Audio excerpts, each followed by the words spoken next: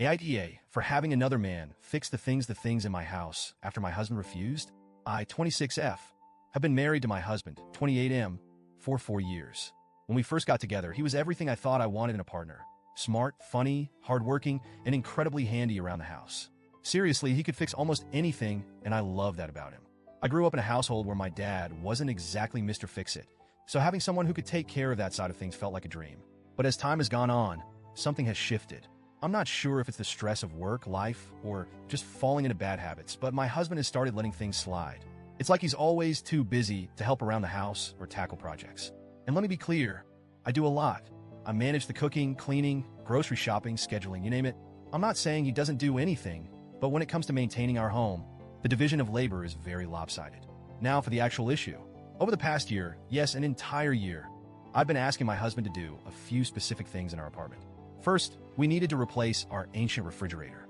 It was loud, inefficient, and barely keeping our food cold. My sister generously gifted me a beautiful Smeg refrigerator for my birthday last year, but it's been sitting in the corner, still in its packaging, because my husband never got around to swapping it out. Second, I've been wanting to set up a small dance area in our apartment.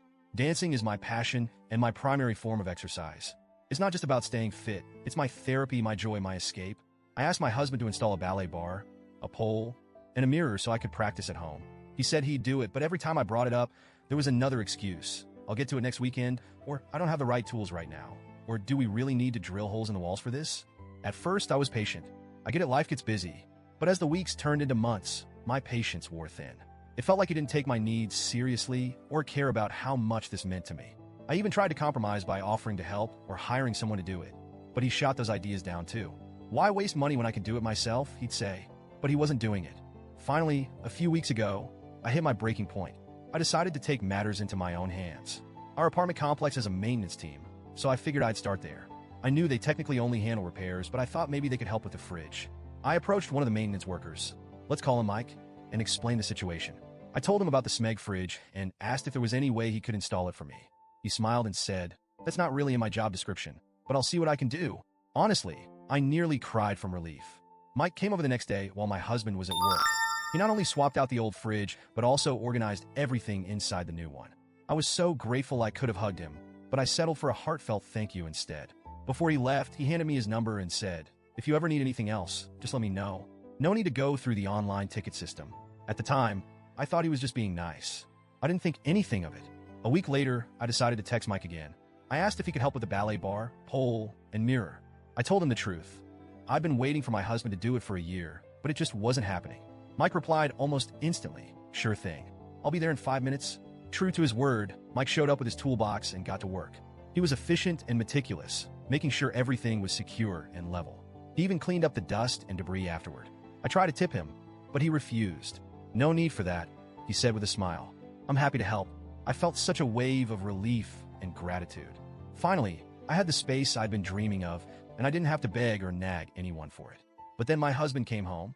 The first thing he noticed was the fridge. "When did this happen?" he asked, his tone sharp. I explained that Mike from maintenance had replaced it for me. My husband frowned, but didn't say much, until he walked into the living room and saw the ballet bar, pole, and mirror. He absolutely lost it. "Who the hell did this?" he demanded. When I told him it was Mike, his face turned red with anger. "You had another man in our house? While I wasn't here? Are you serious?" I tried to explain that I'd been waiting for him to do these things for a year and that I didn't see the harm in asking someone else for help. But he wasn't having it. He accused me of disrespecting him and undermining his role as the man of the house. Then, out of nowhere, he said, "You just wanted attention, didn't you? You're trying to get this guy to notice you." I was stunned. I couldn't believe what I was hearing.